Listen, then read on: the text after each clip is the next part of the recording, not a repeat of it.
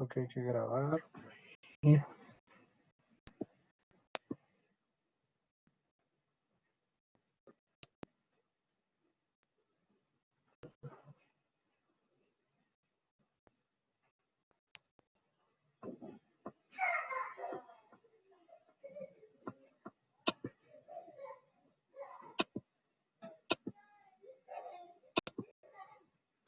ven pantalla completa.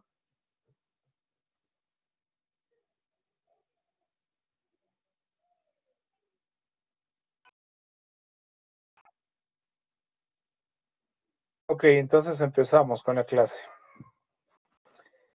Bueno, entonces el tema de hoy tiene que ver con las cefaleas y de estas la más común es la migraña y también la cefalea de tipo tensional. Ya desde nuestros antepasados se creía que la cefalea era un castigo por ofender a los dioses y hacía que el ser humano estaba poseído por malos espíritus. Entonces se usaba la trepanación craneana en tiempo de los paracas, el cual estaba dirigido a liberar el cuerpo de los demonios. Se tenía ese concepto. Los objetivos de esta exposición vamos a ver las generalidades, definiciones, clasificación, epidemiología, fisiopatología y tratamiento. La cefalea como síntoma predominante, el 90% está dado por la migraña y la cefalea tipo tensional.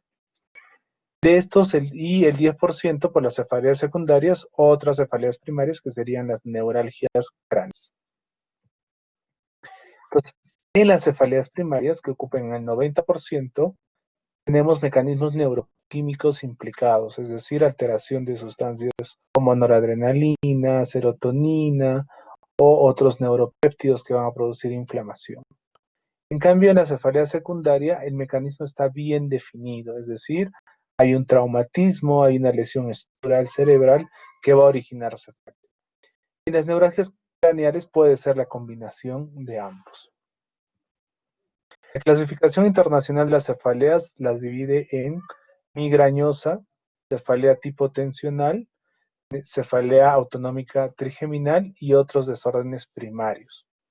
Esto para las cefaleas primarias. Las cefaleas secundarias tenemos las cefaleas debido a un traumatismo cervical, a un proceso infeccioso o a otro desorden psiquiátrico, etcétera, problema vascular que pueda originar una lesión.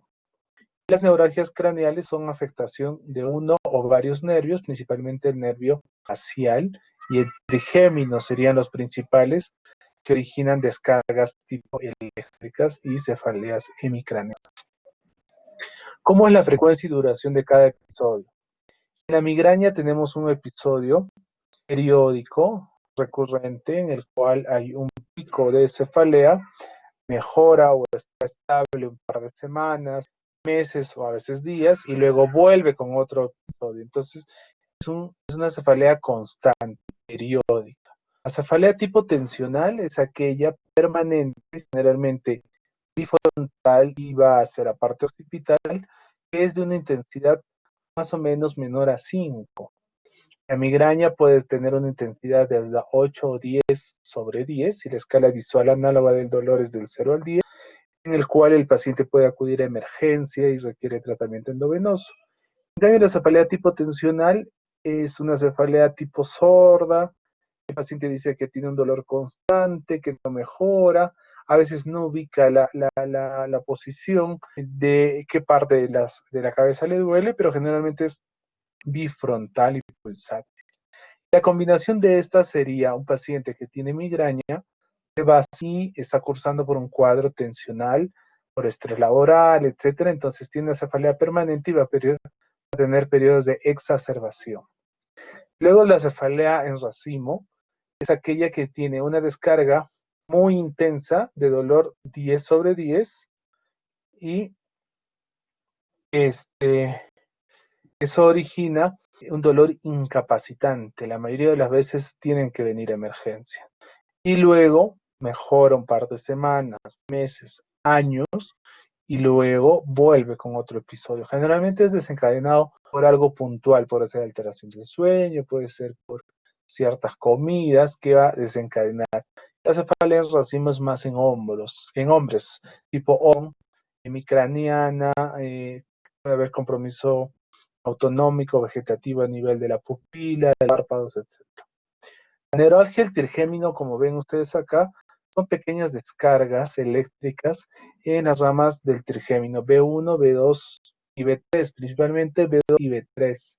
Se debe a una compresión, una lesión en el ganglio de Gasser o una compresión vascular del nervio trigémino que va a originar una descarga insoportable tipo urente que va a empeorar con los cambios de temperatura. Por eso cuando el paciente come cosas frías o calientes, eso origina el dolor.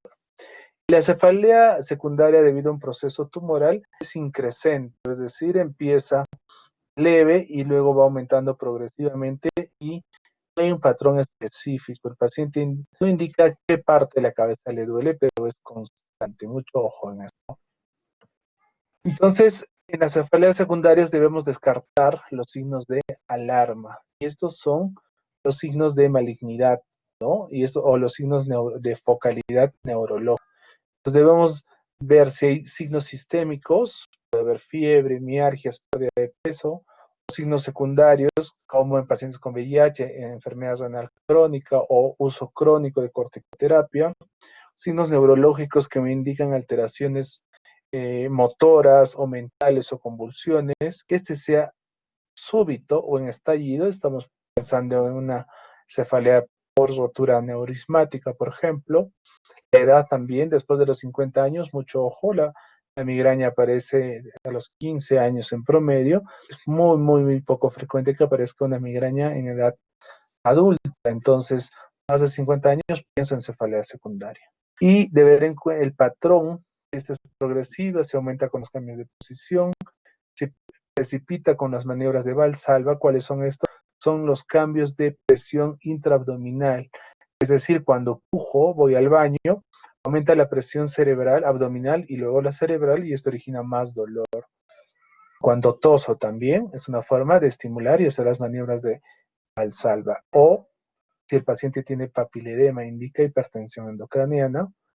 O si la cefalea cambia durante el embarazo. Generalmente la migraña en el embarazo tiene un comportamiento inusual, puede desaparecer, puede empeorar o puede mantenerse igual, dependiendo de las características de cada paciente.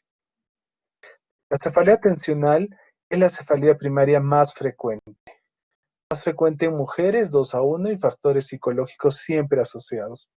Puede ser una cefalea tensional ocasional, que todos lo hemos tenido, cuando tenemos bajo estrés, tenemos un dolor sordo a nivel bifrontal, tomamos un Panadol y se nos pasa, o dormimos y el día siguiente no tenemos dolor, ¿no? Estamos en exámenes, estamos bajo tensión, esa es la ocasional. La episódica es determinada a una circunstancia específica, ¿no? Cada mes tengo que realizar un informe, no sé, digamos, trabajo en un informe específico y esos días empieza el dolor. 3, 4 días, de acuerdo al tipo de trabajo y luego pasa. Y la crónica ya es más asociada a cambios depresivos, a cambios tensionales intensos, estresantes, que hace que el paciente tenga un dolor permanente. Entonces, en las cefaleas primarias, obviamente, primero descartamos las secundarias y como descartamos un estudio de imagen, tomografía o resonancia magnética. Porque en las cefaleas primarias no va a haber ninguna lesión cerebral. Ya si es que encontramos algo, se vuelven cefaleas secundarias. Entonces, los estudios que se hacen para cefaleas son tomografías o resonancias, o a veces también se pide un electroencefalograma, donde todos los estudios son normales. Una vez que yo tengo todo normal, digo, ¿esta es una cefalea crónica o es una episódica? ¿Y cómo la divido? Es una episódica que tenga una frecuencia de menos de 15 días al mes y una crónica que tenga más de 15 días al mes. Y de estas, digo, ¿es de corta o de larga duración? Corta duración, menos de 4 horas diario, y una cefalea diaria de larga duración, más de 4 horas diarias. Y en este caso ya, cuando es crónica continua, puede haber o no abuso de sustancias o de analgésicos. Entonces, una cefalea crónica diaria puede ser una migraña crónica, puede ser una cefalea de tensión crónica, puede ser una cefalea persistente diaria de nuevo, o puede ser una hemicrania continua cuando es una neuralgia trigeminal. Entonces, en base a eso, ¿qué es la migraña? La nueva definición del 2018 de la Sociedad Internacional para Estudio del Dolor indica que es un trastorno cerebral caracterizado por un fenómeno de hiperexcitabilidad neuronal alterada en pacientes genéticamente susceptibles, capaz de activar el sistema trigémino vascular, generando consecuencias médicas y biopsicosociales. La nueva definición. Entonces, la clasificación por frecuencia sería de baja frecuencia, de 0 a 9 ataques al mes, de alta frecuencia, de 10 a 14 ataques, crónica, más de 15 ataques. ¿Ok? ¿Esto de qué me sirve saber cuál es la frecuencia? Para el tipo de tratamiento, si es profiláctico preventivo o para un tratamiento solo analgésico. Entonces, en cuanto a la epidemiología, esta es la tercera causa de discapacidad a nivel mundial, la séptima de ausentismo laboral, origina pérdidas económicas muy importantes y afecta obviamente más a mujeres que a hombres. Por tanto, es un problema a nivel mundial que origina muchas repercusiones a nivel social, familiar y laboral solo. La prevalencia en el mundo es variada, va desde 5 hasta 16, en algunos casos 22, 24 es lo máximo que se ve principalmente en los países europeos. En Perú tenemos una prevalencia de más o menos 5.3. ¿Ok? Igual no hay muchos estudios de migraña en Perú, pero se aproxima esa a la presencia. ¿Cuál es la edad de presentación más frecuente? Pues es desde los 20 a 29 años hasta los 40 y 49 años. Obviamente, más en mujeres que en hombres, pero en ambos la presentación es desde esos dos picos. En la migraña crónica, desde la migraña episódica, la migraña crónica tiene una prevalencia más o menos de 1.86 para las mujeres hasta 89 y en los hombres de 0.39 hasta 0.59. Siempre con los picos de presentación de 18 a 29 hasta 40 a 49, no más. Entonces, se sabe que hay un componente familiar, madres, hijas van a tener migraña, porque se ha estudiado múltiples genes implicados. Entonces hay patrones de expresión de proteínas específicos, hay moléculas y hay mecanismos implicados en la migraña y hay variantes genéticas. Todo eso me habla de que hay un componente hereditario bastante fuerte. Y esto se aplica a que la migraña sin aura hasta 1.9 veces el riesgo de sufrir migraña sin aura o hasta 1.4 veces sufrir migraña con aura en familiares de primer grado. Y si yo tengo migraña con aura, por ejemplo, mi mamá tiene, yo tengo 4 veces el riesgo de sufrir migraña con aura. ¿Ok? Entonces es bastante alto. Es decir, de 4 hijos, uno, el 25%, puede tener migraña con aura. ¿Y cuál es la clasificación de esta? Tenemos migraña sin aura y con aura. Y la que tiene aura puede ser tipo migrañosa, tipo hemipléjica, es decir, con una disminución de fuerza en la mitad del cuerpo. Puede ser esporádica o puede ser vacilar, que tenga mareos, inestabilidad postural. En la infancia, la migraña aparece más o menos a los 8 años y con su pico máximo a los 14. En ellos puede venir con vómitos cíclicos, con migraña abdominal, un dolor intenso que a veces puede ser confundido con un problema de abdomen agudo, quirúrgico, y con vértigo paroxístico benigno en la infancia. También hay una migraña retiniana, donde el paciente tiene una amaurosis fugaz, es decir, pérdida agudeza visual brusca que dura un par de segundos y luego empieza el dolor de cabeza. Y las complicaciones pueden ser que el paciente haga una migraña crónica, haga un estado migrañoso, es decir, dolor de cabeza permanente, más de 72 horas, que no mejora con analgésicos, haga un aura persistente o algún infarto migrañoso, es decir, una vasoconstricción de los vasos, vamos a ver más adelante, y puede presentar también crisis comiciales, es decir, un tipo de crisis convulsiva desencadenada por migraña. ¿Y cómo hago el diagnóstico? Entonces debemos tener estos síntomas principales, que son náuseas, discapacidad y fotofobia, estos tres indican el 93% de probabilidad de tener diagnóstico de migraña. Dos de estos síntomas, el 81%, pero tres de estos 9 síntomas indican de que la probabilidad es muy alta. Ya posteriormente aparece fonofobia, dolor exacerbado por la actividad, etcétera, o el aura, pero los tres primeros son indicativos de migraña, esos tres síntomas. Entonces, en cuanto a la fisiopatología, vemos que es un trastorno vascular, y luego se vuelve un problema neurovascular y finalmente es un trastorno cerebral que va a producir una hiperexcitabilidad cortical, una sensibilización central y sensibilización periférica. Este es el cuadro que indica cuál es la fisiopatología. Como ustedes pueden ver, en anaranjado es el ganglio de Gasser, es el ganglio del nervio trigémino, que da ramas hacia las arterias y venas de la meninge media y posteriormente van a la piel. Luego esto va hacia el núcleo salivatorio, hacia el núcleo del rafe y luego termina en el tálamo, y del tálamo al hipotálamo y luego a la corteza.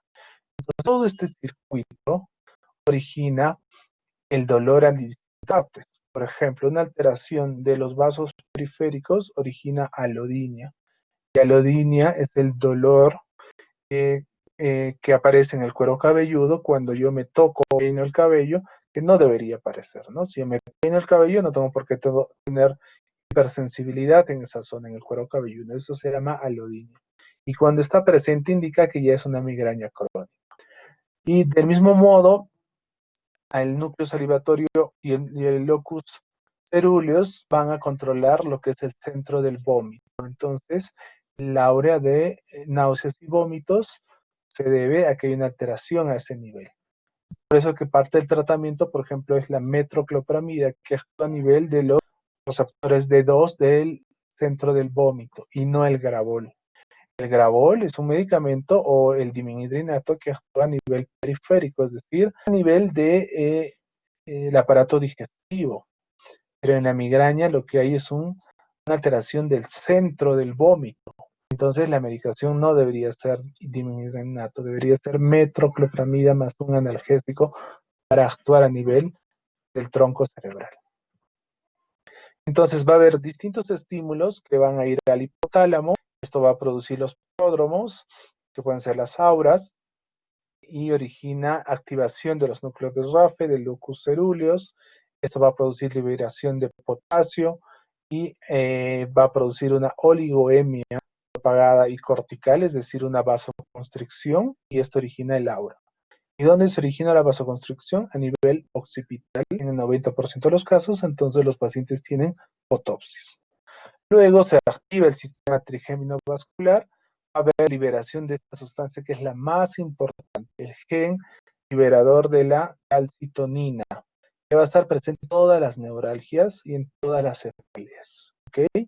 Y esto va a producir activación de compuestos vasoactivos que van a producir vasodilatación, 5-HT, que es triptófano, histamina, y luego una inflamación estéril. Por tanto, dolor. Entonces, la migraña tiene una vasoconstricción, una vasodilatación y una inflamación estéril que va a originar dolor. Entonces, son dos etapas completamente diferentes. Una sin dolor, solo el aura, y otra con dolor por vasodilatación y una inflamación estéril. Entonces, conocer el mecanismo me sirve para poder yo tratar en qué estadio del dolor estamos o de la migraña estamos. Entonces, la sensibilidad periférica se debe a que hay activación de las neuronas del sistema trigémino vascular, que estos van a ir a la dura madre y va a producir un estímulo aumentado. Y esto es el dolor pulsátil, que aumenta el cambio de posición de la cabeza o al toser. ¿Okay? Va a haber una hiperactividad de las fibras aferentes primarias.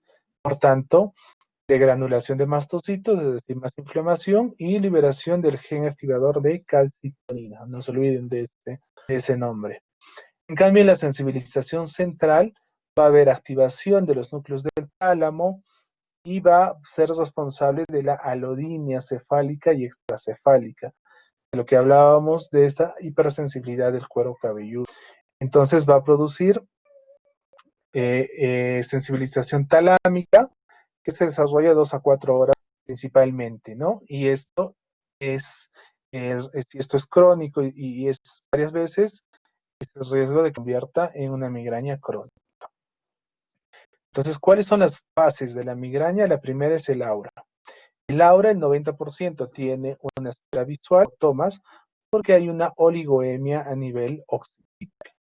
Ocasionalmente hay déficits sensitivos motores o del lenguaje porque migra del área occipital al área parietal o al área temporal. Entonces los pacientes tienen problemas para pronunciar sus palabras o tienen adormecimientos de la mitad de la cara y del brazo, etcétera, transitorio, pero el principal problema sería el escotoma visual. Luego, entonces hay una hiperemia, flashing, destellos y luego una oligoemia que dura 2 horas, es decir, disminución del flujo sanguíneo parieto-occipital. ¿Ok? Si esto es persistente, puede originar la migraña hemipléjica, es decir, un déficit motor transitorio en la mitad del que dura 2 a 3 horas. ¿Ok? Y la compensación sería dilatación y aumento del flujo sanguíneo en la arteria meningia media. Luego viene la fase de la cefalea, en el cual se activa el sistema trigémino vascular, donde va a haber una alteración a nivel craneal, una vasodilatación de los vasos de la meninge media y una inflamación estéril, que va a originar el dolor periorbitario y oxal. Entonces, en esta fase va a haber vasodilatación por los nervios trigeminales y un edema neurogénico. Este edema neurogénico va a ser responsable o va a estar dado por el gen activador de la calcitonina, en el cual va a haber una inflamación de la duramar, es decir, una inflamación aséptica, transitoria, ¿ya? Por eso que hay liberación de sustancias tóxicas o agentes interleuquinas, y nuestro tratamiento en este caso sería AINES para bloquear la liberación de prostaglandinas, de interleuquinas que van a producir más inflamación. ¿Cuál es el papel de este gen activador de calcitonina? Es el más importante, es el principal agente causante de la migraña y de todos los dolores y neuralgias craneales. Es la activación de neuronas, la sensibilización central, la alodinia cutánea, que va a dar la cronificación, la modulación de la inflamación neurogénica y regula el sistema cardiovascular. Por tanto, esta inflamación meningia o una inflamación neurogénica es un proceso inflamatorio endógeno que causa sensibilización de los receptores meningios y los ataques de migraña, ¿no? Que son muy discapacitantes, ¿sabes? Entonces, en resumen, tenemos alteración a nivel occipital, que es el aura, y luego la fase de la ley del dolor con activación del tálamo y del sistema trigémino vascular con vasodilatación y luego la inflamación estéril a nivel de toda la corteza, occipito parietal. ¿Y cómo sabemos que hay todo esto? Porque se han hecho estudios de resonancia magnética y cada fase hay una activación específica en una resonancia funcional. Por ejemplo, la premonitoria, donde va a haber fatiga, puede haber cambios de sensibilidad a la luz o al sonido, va a estar activado el tálamo y el mesencéfalo y la corteza. Cuando hay náuseas, problemas visuales, problemas de lenguaje, problemas cognitivos, se va a activar la corteza occipital sobre todo. Luego ya en la fase de dolor, va a haber la alodinia cutánea, se va a activar el hipotálamo principalmente y el tálamo, esos dos. Y en la postdrómica se afecta la corteza, el tálamo y el tálamo en distinta intensidad. Por tanto, esos son los principales centros que originan el dolor en migraña. En cuanto a migraña crónica, sabemos que esta se debe a una cronificación y a la presencia de alodinia, de lo que era una migraña episódica de baja frecuencia, Ahora es de alta frecuencia y finalmente se cronifica. Esta cronificación se debe a varios factores, entre ellos la obesidad, porque vemos que la obesidad produce liberación de sustancias inflamatorias. Dentro de estos aumentan el tono simpático, aumentan la inflamación y la reactividad vascular y se produce la liberación del gen activador de calcitonina. Y todo esto originado por las orexinas, que son factores de riesgo que originan que el paciente constantemente tenga el apetito, la ansiedad por comer, por tanto aumenta de peso, y el sistema trigémino vascular, y de lo que era una migraña episódica se convierte en una migraña crónica y hay sedentarismo y todo es un círculo vicioso. Por tanto, un factor para cronificación, obesidad. Otro factor es el maltrato psicológico, porque se ha visto que va a originar una cefalea tensional, más un paciente que tenía una migraña episódica, se va a cronificar. Esto va a dar lugar a cambios en el estado de ánimo, cambios depresivos que van a perpetuar el dolor. Otro, se ha encontrado también la periodontitis en pacientes con migraña crónica, tenían muchos problemas a nivel de las encías que originaban liberación de sustancias inflamatorias y esto perpetuaba la migraña crónica. El otro es la alodinia cutánea, que sabemos que está presente, y el uso excesivo de analgésicos. Los pacientes que tienen dolor diario empiezan por un paracetamol, después usan un AINE, finalmente terminan en un opioide y se hacen dependientes. Entonces el uso abusivo de estas sustancias origina el efecto contrario. Ya no controla el dolor y el paciente se queja constantemente de migraña, migraña, migraña y hay adicción a sustancias. También el uso excesivo de cafeína. Normalmente sabemos que la cafeína es un vasodilatador y produce mejoría de la migraña más o menos con una dosis tope al día de 3 tazas de café. Pero hay personas que usan cafeína a dosis excesivas, tanto como energéticos, como Coca-Cola, como café a dosis excesivas. Eso va a originar el efecto contrario.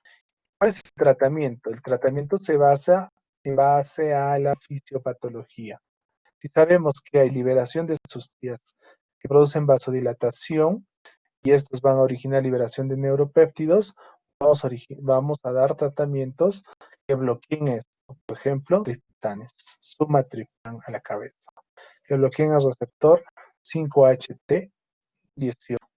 Si vemos que hay una alteración a nivel del tálamo, del hipotálamo y de la corteza, y esto origina la sensibilización central, vamos a usar antiepilépticos que van a producir bloqueo de la transmisión nerviosa a nivel de los canales de potasio, de sodio, que, por ejemplo, tenemos topiramate, valproato de sodio.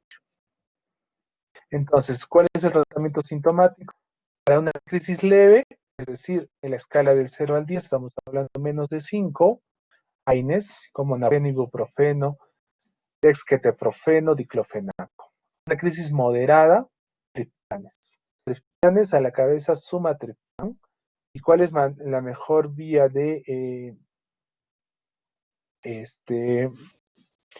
administración y de rápida alivio del dolor? La vía intranasal. Ahora tenemos en el Perú, tenemos la vía oral nada más. Que demora en promedio 30-45 minutos en cesar el dolor moderado, es decir, de 5 a 8. Entonces la dosis de AINES es más alta que para un dolor de otro tipo. Entonces tenemos aspirina hasta de 500 a 1000, naproxeno hasta 1000, ibuprofeno de 600 a 1200. No tenemos en Perú esa presentación, tenemos la de 400. Deben tomar hasta 3 tabletas juntas. Diclofenaco también dosis altas, dexquetroprofeno también. Y los triptanes, pues sumatriptan, subcutáneo, nasal, oral, 50, tomar hasta 2 juntas. Y solmitriptán o naritriptán. En Perú tendríamos entonces sumatriptán, solmitriptán y naritriptán, esos 3. ¿Cuál se prefiere en base a los efectos adversos a la tolerancia? Los 3 son bien tolerados. Eficacia también, los tres tienen similares. En cuanto al preventivo, pues usamos los antidepresivos tricíclicos o los antiepilépticos. Dentro de los antiepilépticos, divalproato de sodio, topiramato y los betabloqueantes son los que mejor actúan. Y segunda línea sería antidepresivos tricíclicos o venlafaxina, que son antidepresivos duales. ¿Okay? Cuando doy un tratamiento preventivo, cuando el paciente tenga dolor de cabeza o migraña, 2 o 3 veces por semana de moderada intensidad o más de 4 horas de duración y tenga y origine discapacidad o alteración de su vida, de actividades de su vida diaria. En ese caso está indicado. Otro tratamiento es los antagonistas de calcio, de ellos flunaricina. Es bastante bien tolerado, solo que origina somnolencia. Y en niños con migraña usamos flunaricina y divalproato de sodio. ¿Okay? Solo esos dos. En adultos mayores no usamos flunaricina porque origina somnolencia y mareos, y si están conduciendo algo puede originar accidentes. En general, yo uso, por ejemplo, propanolol a dosis bajas de 10 miligramos cada 12 horas en personas jóvenes que no tienen ningún otro efecto adverso y controla muy bien la migraña. ¿Cuánto tiempo se da el tratamiento profiláctico? De 3 a 6 meses. Y en teoría esos 6 meses de tratamiento continuo va a proteger al paciente 2 años, haciendo que sus crisis sean menos intensas o más esporádicas, ¿no? Entonces, topiramato en los estudios es el primer antiepiléptico usado, el más frecuente, de dosis de 50 a 100. Divalproato de sodio, valproato de sodio, dosis de 1000 miligramos al día, y los otros serían gabapentina y los antidepresivos fluoxetina o amitriptilina. Amitriptilina también bastante usado, usamos mucho. El problema son los efectos adversos, somnolencia, boca seca, a veces hipotensión ortóxica.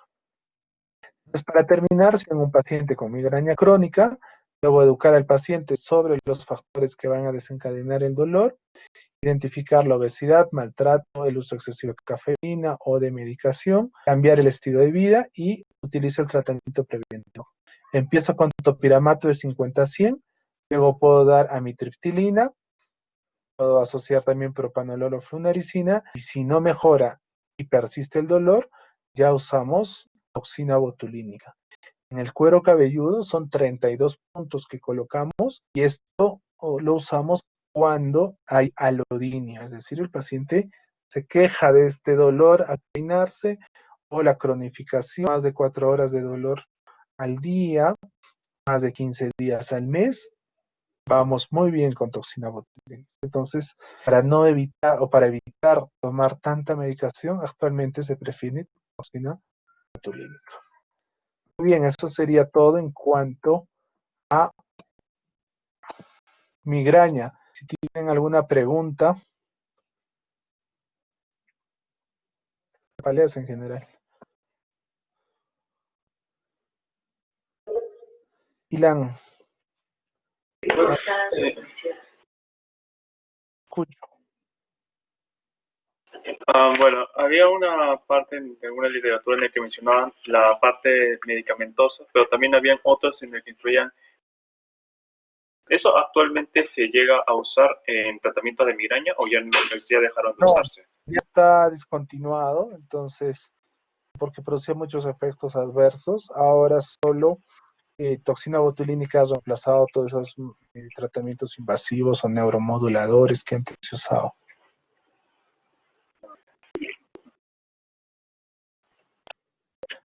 ¿Alguna otra pregunta? Pues recuerden, y pregunta de examen, ¿cuál es el neurotransmisor implicado en la migraña o en todas las cefaleas?